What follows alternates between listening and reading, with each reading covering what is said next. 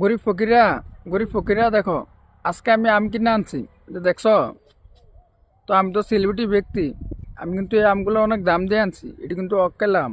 এখন কিন্তু এই আম পাওয়া যায় না। তো আমি সেলিব্রিটি ব্যক্তি, আমি যদি না আনি তাহলে কি হয়? তাই আমি অনেক দাম দিয়ে এটি কিনে আনছি। দেখছো, বুঝে দেখো। তো এগুলো আমি এখন বাসায় নেবো। বাসায় নিয়ে এগুলাকে কেটে ভর্তা বানিয়ে খাবো। যে দেখো, অনেকগুলো, এখানে অনেকগুলো, অনেক বড় বড়।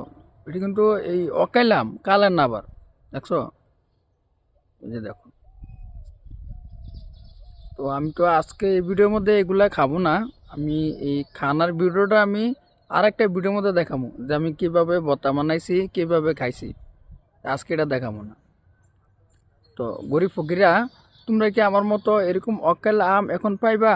আর যদিও তোমরা পাও, তোমরা কি আমার মতো এত দাম দিয়ে কিনে এনে খেতে পারবে? এই দেখো। তো গরিব ফকিরা, যে দেখো খেলাম। আমি এই খানা ভিডিওটা আরেকটা ভিডিওর মধ্যে নিয়ে আসতেছি।